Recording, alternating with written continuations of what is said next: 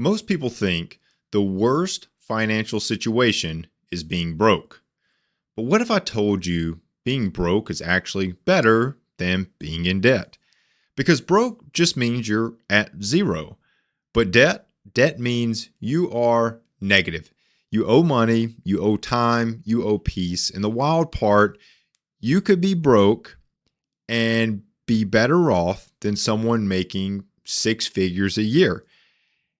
That is still financially drowning, all because of the debt that they have. In this episode, I am diving into the truth about being broke versus being in debt and why living paycheck to paycheck might actually be smarter and safer than living this comfortable life wrapped in financial chains. So let's talk money, let's talk freedom, and let's get honest about how debt is impacting you. Let's go. Welcome to the Financial Mirror. Where future success is reflected in our knowledge of fixing the one thing we can control, ourselves. Welcome to the Financial Mirror, and thanks for joining me today as we continue to work to improve the one thing that we can control, ourselves. Here at the Financial Mirror, it is not about the numbers and spreadsheets alone, but about transforming and educating you on money so that you can make smarter financial decisions. If this is the first time you're joining in, don't forget to hit subscribe on YouTube to be notified of all the new episodes as they release. If you're listening to us on Rumble, don't forget to follow the channel and like the video. And on any podcast platform of your choice, don't forget to like and subscribe to the podcast. So today I'm starting off with simply laying out how being broke is better than being in debt. But before we dive into that too far, I want to first navigate the conversation of what is being broke and what is being in debt for how I'm describing it today. First part, starting off with being broke, is someone that is living paycheck to paycheck, someone who has minimal to no savings, and someone who is having to be very tight on their money simply because they just don't have enough. But the beauty of this individual is that they don't owe anyone money, right?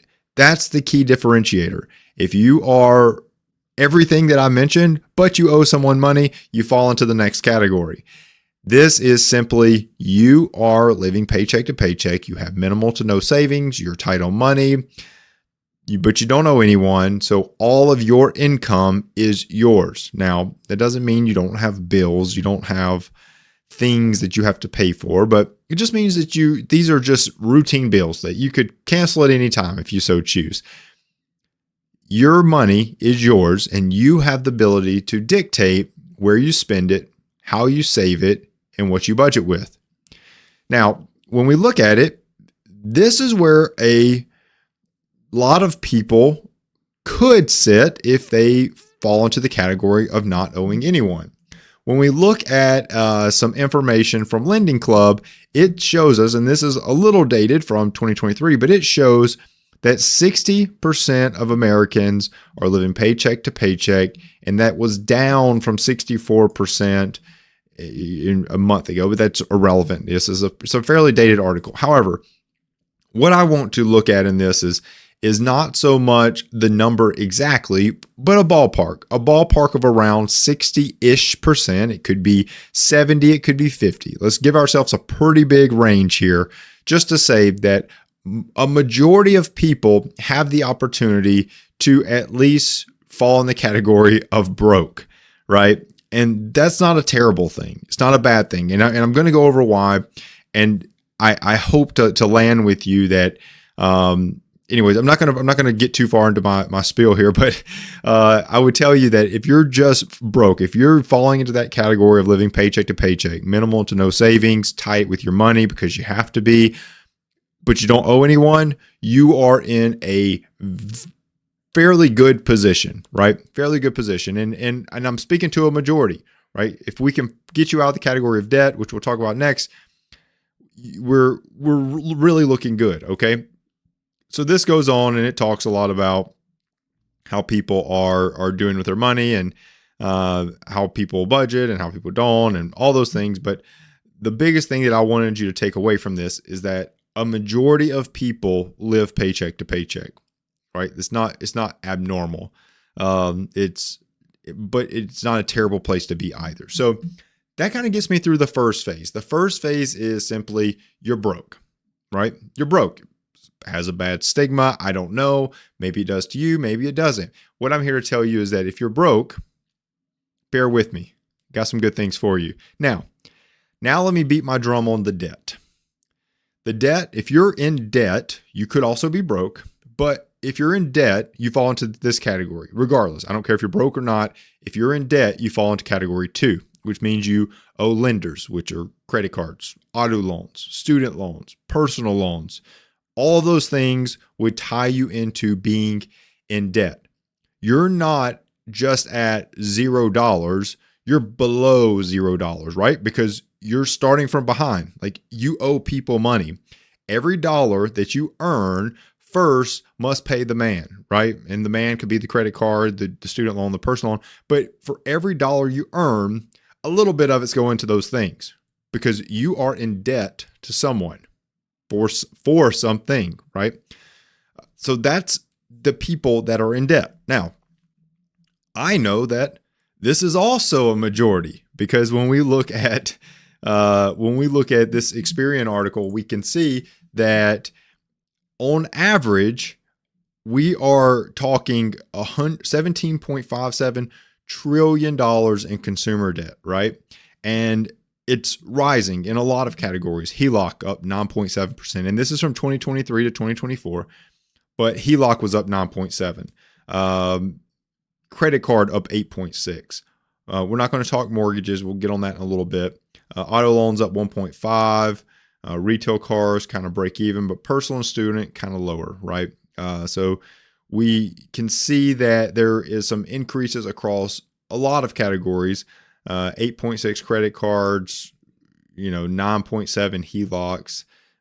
We can see those rising, and overall debt has consistently rose. So this ended in 2024, but if we look at upcoming 2025 data, we'll probably see something similar. Okay. Probably see something similar because 1.16 trillion in credit card debt, 1.54 trillion in auto loans, 1.23 trillion in student loans. We are talking a lot of money is going into debt. Now, when we look at it, though, we can see that our Gen Z folks are our main contributors to the drastic increase in debt. However, doesn't tell the whole story. So we're not judging Gen Z here. We're just saying that they have the greatest opportunity to be new customers of debt. I don't know what you would call them, consumers of debt. I don't know. But I guess we call them consumers of debt. However, these other folks down here, like the people that are in debt are probably staying in debt, and the people that are not in debt are not going into debt. Like when we're talking Gen X, baby boomers, like they're probably not in debt, or like they've clearly articulated what side of the fence they're on. They're either going to just stay broke and no debt, or they're staying broke and in debt, right? So they've kind of already established themselves. So Gen Z, this is fresh world. Obviously, more people are falling in that category. It's going to naturally rise. Okay. But breaking it down super, super simple is just to say that being broke means you don't have money.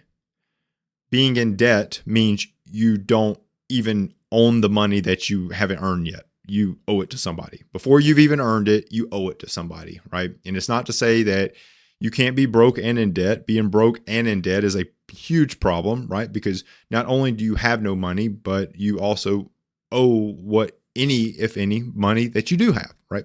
Big problem. So that kind of hopefully level sets what we're talking about today. We're talking about those two categories of people, being broke and being in debt. And I want to talk about why being broke is better than being in debt. Being broke is better than being in debt. So let's get deeper, because the real weight of debt is not just about dollars, but about your peace, your flexibility, your future, right?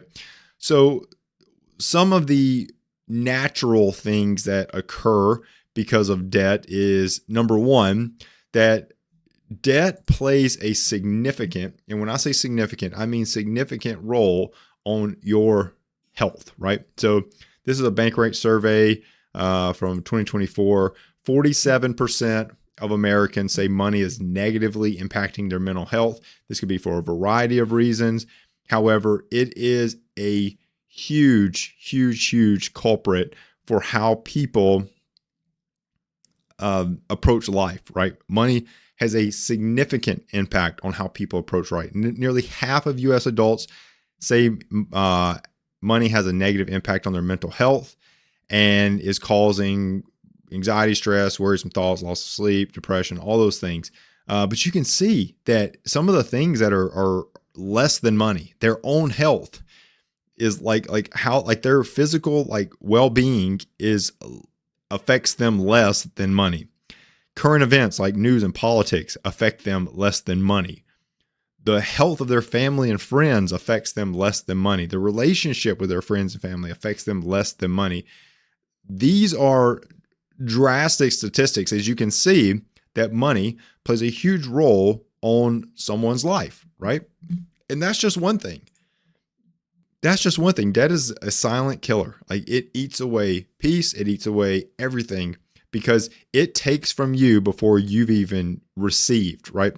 Before you get paid, it's already taken money from you, right? And I know that's an interesting way to think about it, but when you owe someone anything, whether it be money or anything else for that matter, you're in debt to them. Like, you owe them something, right? Like, I remember growing up, you take one for the team, your friends, about to get in trouble and you're like, nah, that was me, teacher, that was me, like your boy is in debt to you, right? He owes you at some point, right? Because you took that one for the team. You took the whipping from the principal. I don't know how it went down, but you are in debt to someone, right? And it's not a good place to be, especially when it comes to money. And 47% of people are negatively impacted by it.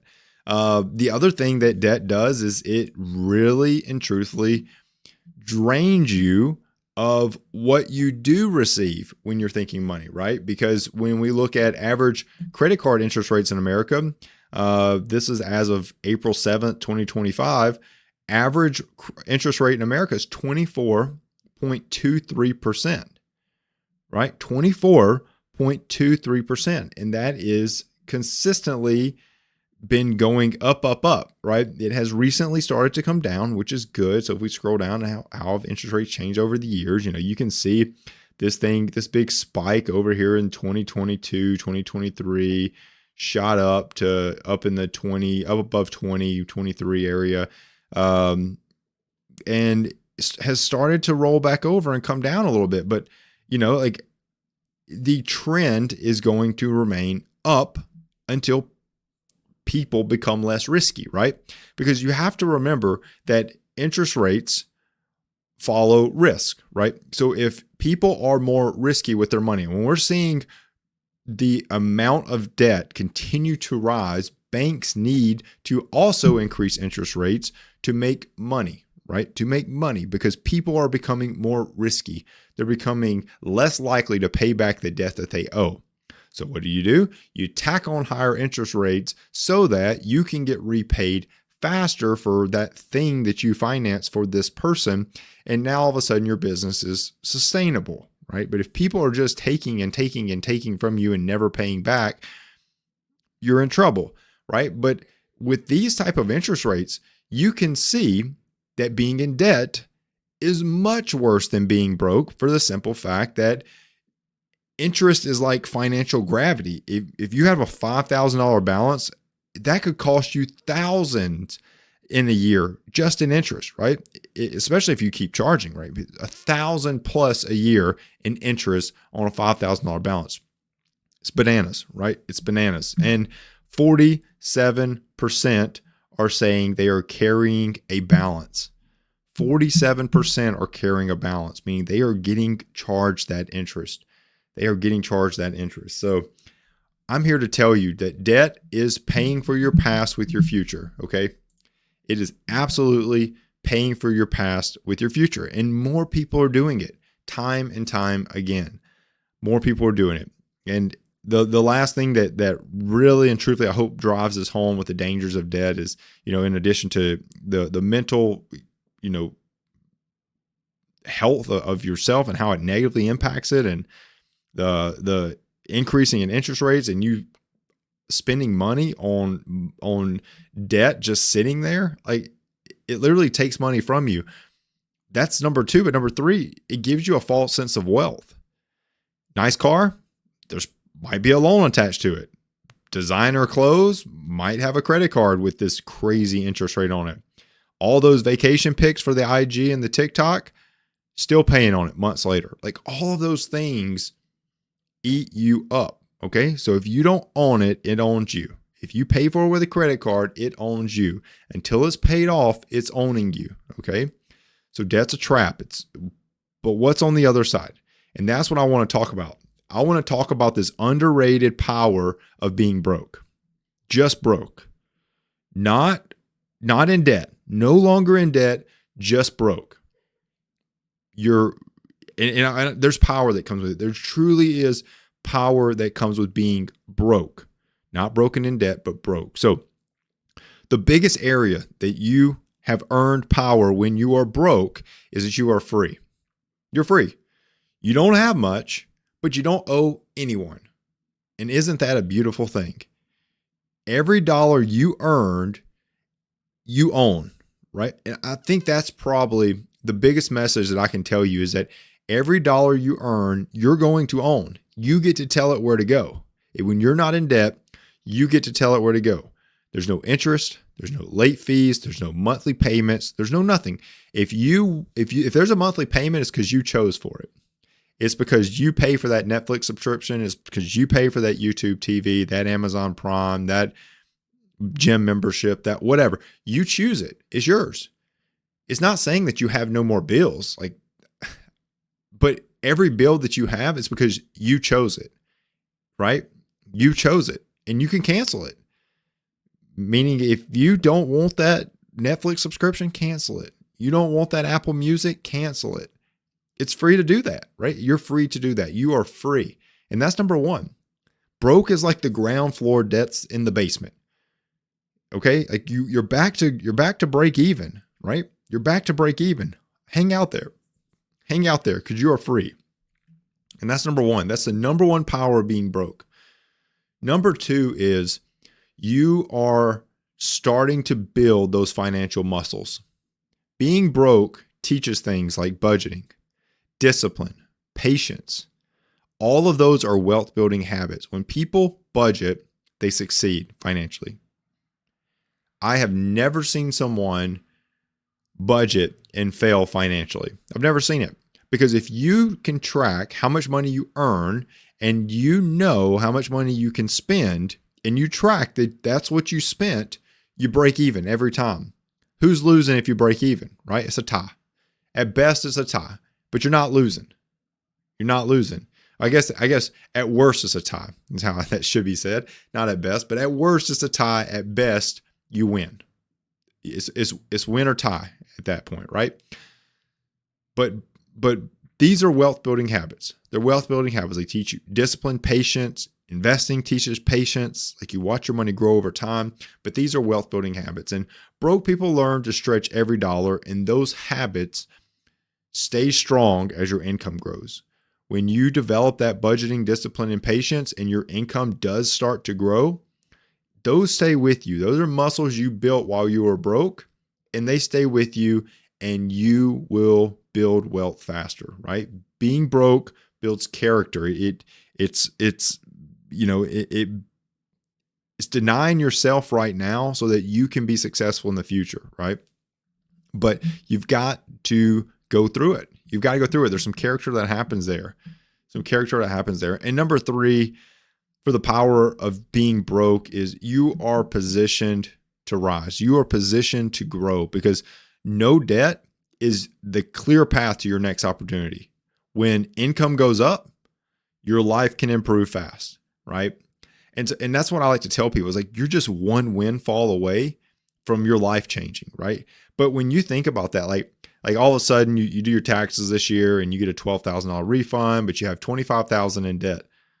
How does that feel, right? How does that feel? Half of your money just went to debt.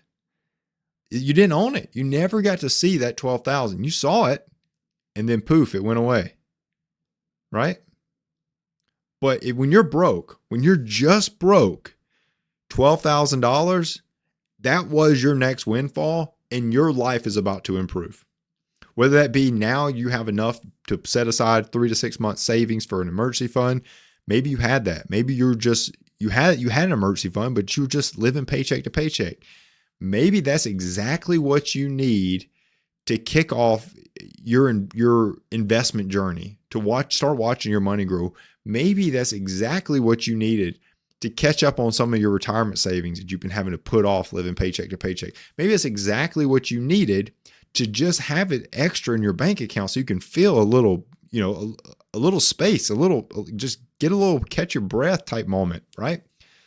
The broke person with no debt is closer to financial success than the person making 6 figures but paying everyone else first. I don't care how much money you make. I really don't. I have seen more people be successful with money that made less. I have because they have built those financial principles like budgeting, discipline, patience. They've built that.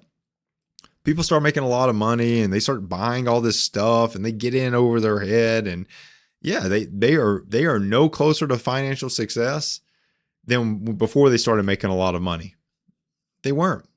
The broke person with no debt is closer to financial success than that person who is just buying, continuing to match their income. So if broke is powerful, why are so many people still falling into debt?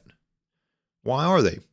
Well, the number one reason, and I kind of alluded to this a little bit, but the number one reason that people fall victim to this financial bondage of debt is lifestyle creep. Number one reason. It has nothing to do with the economy. It has nothing to do with politicians. It has nothing to do with what state you live in. It has nothing to do with anything. It has everything to do with you. Everything to do with you. Majority of people fall into debt because of lifestyle creep. They get a raise, they upgrade their life. Bigger apartment, newer car, better clothes, put it all on credit, still in debt. Next raise comes, credit card maybe just getting paid off. Guess what? They get a raise, they upgrade their life, they get now they go buy a house, they buy an even better car, they buy the best of the best clothes. Crazy. It's crazy. It's all for the person. But lifestyle creep is the number one reason why people stay trapped in debt. Number two is this whole social media presence, keeping up with the Joneses, so some of it's lifestyle creep. Some of it's this social media showing out, always want to have the biggest and the best. And maybe that falls into lifestyle creep a little bit, but social pressure is probably what I'd call it. Social pressure. They want this ability to look successful. They want to, and to do that, they fast track to debt. Like they go straight to debt, they fast track, they go into debt, and that is their life. That is their life. And they just look back and say, yep, I shouldn't have done that. Right. So I'm telling you now, stay out of it. Stay out of debt. 28% of Americans say they struggle to even make the minimum payments. 14% missed a credit card payment in the past year. Credit cards are the number one consumer debt out there. And it's the most accessible, most known about, all of those things. But credit cards are eating people's freedom, eating away people's peace. And I'm telling you, it is a nightmare. So now I've said not all debt's created equal. So I do want to be clear of one thing. The only exception to debt is your primary residence. When I'm talking debt, I'm not talking your primary residence. I probably should have said this up front, but it's the only exception. I'm not talking about that rental property you own. I'm not talking about the investment property that you bought and you're doing a fixer-upper. All that's different. It's the shelter that appreciates, hopefully, and and it's your home, your primary residence home, no vacation home, no nothing. Your primary residence home is the only exception that exists in this context. You can live in your home. You cannot live in your Louis Vuitton bag, right? So we do want to make an exclusion for the primary residence. Saying that, I've done episodes in the past about this, but you also need to make sure that your home you can afford. 30 to 40% of take home pay is kind of where your home should be sitting at, with your utilities and all that kind of wrapped into there. But 50, 30, 20 budget's great budgeting if you're curious of that. But that's where I would put my initial setup there. Initial setup, 30, 40% take home pay going towards your home. But that's where I would kind of draw the line. All other debt goes away. It's okay to be broke and have a mortgage on your home. Just fine, as long as you can afford the home. If you're broke and in debt, we're in trouble. That's where we want to draw the line. So I tell you, as I kind of wrap this up, is that broke is just a temporary condition, right? Like you're literally, tomorrow could be the breakthrough day, right? You're treading water and you're staying strong. You're not drowning. Your head's above water. Life is good. You're not making much progress, but life is good. When you're broke, life is good. When you're in debt, you're underwater. You're drowning, and you may be coming up for air every once in a while, but you're drowning. And the longer that you delay taking that debt head on and face it, the deeper it's going to pull you, and the harder it's going to be to get yourself out.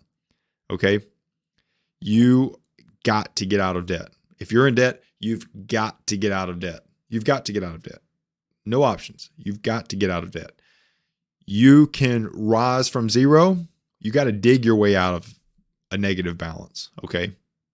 So if you're broke today, like right now, you're just broke. Good.